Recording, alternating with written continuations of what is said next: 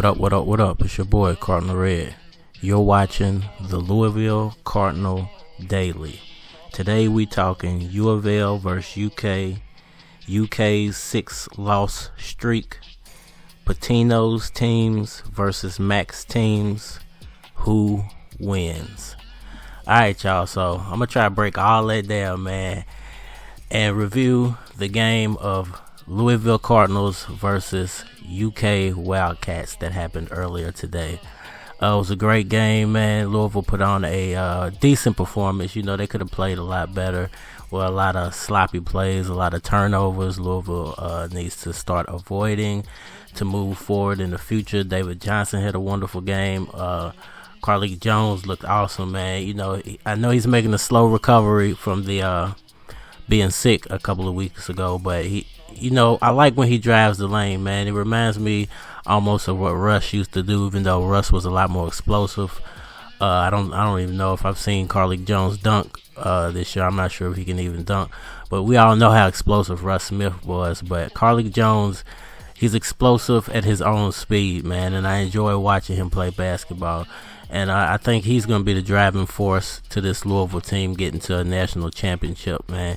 The rest of the team played decent. You know, I'm always impressed with Slazinski, man. I hope I said his name right. But, you know, when we need him, he always comes through with a big shot, man. So you got to give a big shout out to those guys who don't get as much playing time or as much mention as the main guys. We all know how important this game is and how much of a rivalry game it is and how big it is for, you know, one of the cities to win this rivalry game. We went down the last couple of years, but Louisville is battling strong this year, man, and we're looking really good early on within the year. I don't know what's going on over at Kentucky, man. You know, as far as their 6 losses go, and counting now, you know. I would say one thing. Louisville is lacking a team leader. I mean, not Louisville, but Kentucky's lacking a team leader, man. They don't have anybody over there who's running the show. It's like Calipari gets these guys, these one-and-done guys in, and the problem with the one-and-done system is, which is why I don't like it, is you're dealing with a new group of guys every year, and you don't know how those guys are going to pan out. You always need an upperclassman to manage, you know, the old personalities and to be able to manage the new personalities coming in and, you know, keep everybody on a level playing field. And Kentucky just never has that. I think that's one of the reasons why Coach Cal hasn't had, even with the highest level of recruits that you could possibly get in college basketball, Coach Cal only has one championship. And to me, that's the reason why they just don't win when it comes to championships, because they get to the tournament and they're meeting a lot of veteran teams, and it's adios Kentucky, man, because they don't have the experience to battle through the tournament. You know, you got to have at least 1 or 2 guys who've been through the tournament to know what the grind's like for you to get through all the way to the Final Four. And if you have no experience on your team, I don't think you can ever make it to the Final Four. It's a stroke of luck if you actually win a championship without experienced players. Calipari's done it once. He might be able to turn this season around. It's still early, but as far as the 6 losses go, you know, Kentucky hasn't had a start like this since, I believe they said, 1911. So we'll see how long Calipari will be sticking around to be the coach of the Kentucky Wildcats. To me, hey, it is what it is, man. He's been getting away with a lot for years, and I think now it's finally coming back to bite him in the bootay, man, for lack of a better word. You know, you can't expect to win championships when you're recruiting the way he does. All right, man, let's move on. So, you know, this Louisville team looks good, man, to start out the season.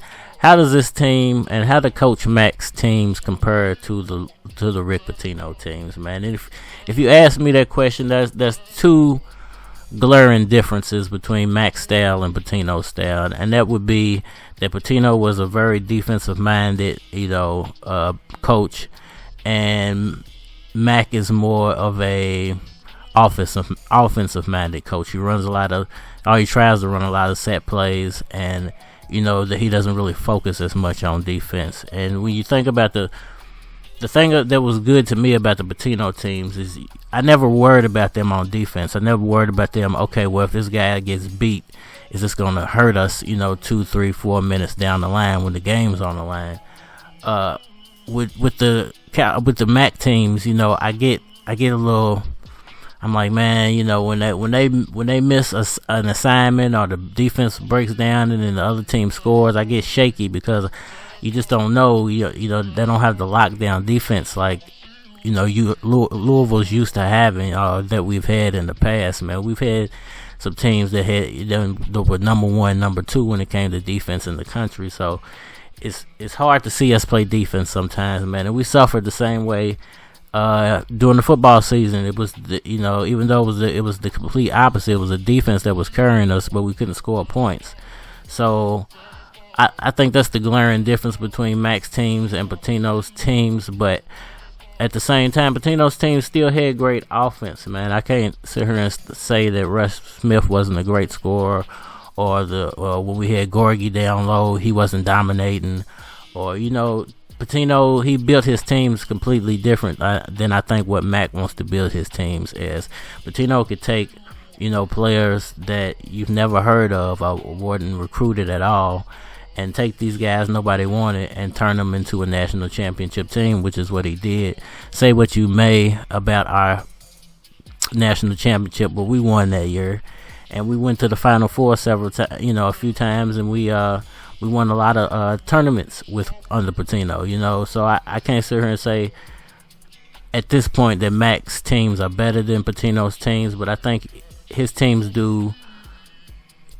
I think his teams play offense how Louisville fans want us to play offense, and Pitino's teams were a little bit more selfish, one and gun.